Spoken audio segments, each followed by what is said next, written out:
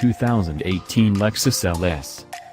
Big, rear-wheel drive, luxury-branded sedan seem archaic as the 21st century heads toward its third decade. Maybe the Mercedes-Benz S-Class will always be around, but Lexus could have let the LS die. After a few wistful tears and melancholy reflections, the world would have moved on. After all, Lexus makes its real money selling crossovers and SUVs. Yet here's a new big Lexus 4-door, the direct successor to the original 1990 LS 400 that rocket launched the brand into existence, and also the only Japan-made vehicle of its type still sold in North America. Details.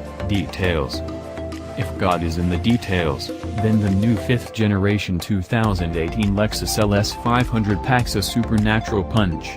This is a car best appreciated at the granular level, where texture and intricacy invite ever greater microscopic investigation and where you forget overall impressions and dive into the minutiae. But the big picture matters, too, and that's more problematic. Like, where'd the V8 go?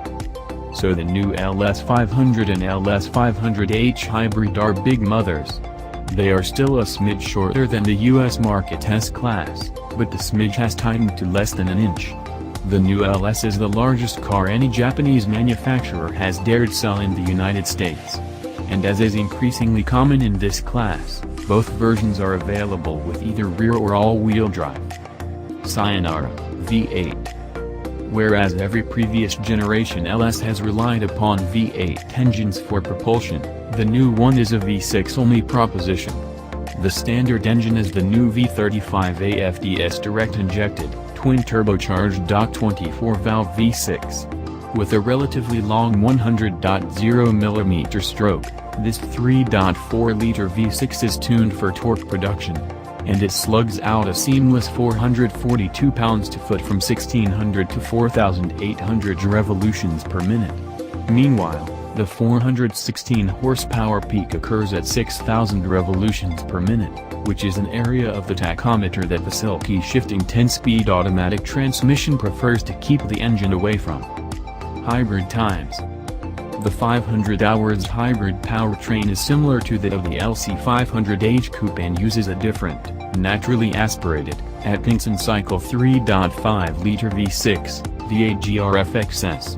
A member of Toyota's GR family of V6s that appears in everything from the Tacoma pickup to the Camry and plenty of other Lexus models, it has a shorter, 83.0mm stroke. In this application, Lexus rates it at 295 horsepower before adding in the whirring electric motors. In Lexus-speak, those electric motors are motor generator 1 and motor generator 2. Both are water-cooled, permanent magnet units responsible for both propulsion and regenerative braking, and they're fed by 84 lithium-ion cells. Combine Thing 1 and Thing 2 with the V6 and total system output is 354 horsepower. Lost in the spindle. Put your eyeballs within a few inches of the grille and the pattern of the mesh is either hypnotic or mesmerizing, depending on your state of mind. It's like a kid's spirograph design that has been computer modeled in 3D during a beer bust at Pixar. In all its intricacies, it is fascinating. Choosing the F-Sport version of the LS brings with it a grille that's just as detailed, though not as interesting to contemplate as one loses touch with reality. All the texture exists within Lexus's controversial spindle design. The massive maw of the spindle defines the front of the LS, and there are plenty of other neat details in the styling. The side view mirrors are kind of glorious little sculptures on their own, and they all combine to produce a vehicle that is half Maserati, half Mercedes, and with a third half that's advanced Venusian. It doesn't look quite like anything else. But the best use of design is inside the LS.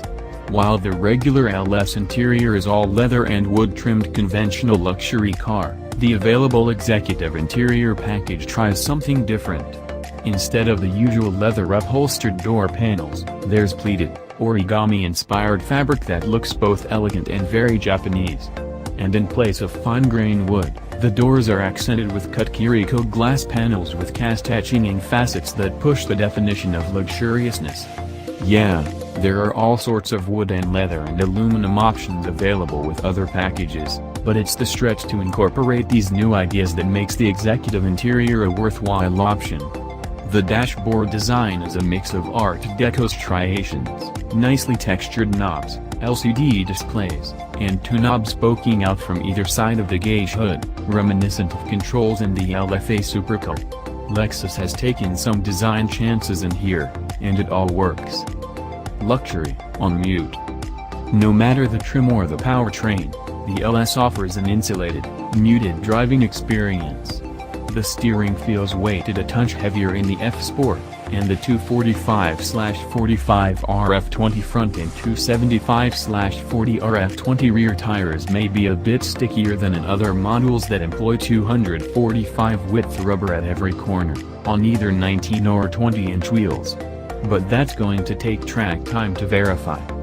The LS 500h does have an exhaust note, which is a lot like a Tacoma's. But otherwise it is hard to determine that anything exotic is going on with the hybrid system or with the magically complex transmission.